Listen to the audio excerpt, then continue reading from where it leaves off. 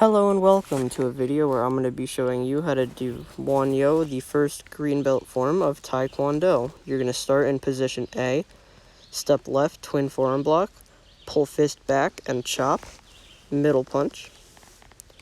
Step right, twin forearm block, pull fist back, chop, middle punch. Left side kick, step forward and pseudo. Step forward, pseudo, step forward, pseudo, step forward, spear thrust and key up, pivot 270 degrees counterclockwise, twin forearm block, chopping arm break, middle punch, twin forearm block, chopping arm break, middle punch, step out with the left foot, circular scoop block, front kick, middle punch, left circular scoop block, front kick, middle punch, side kick, pseudo, pivot 270 degrees, twin fist block, step out, block, and key up.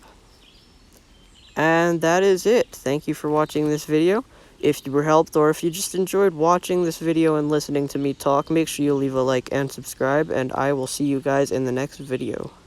Goodbye.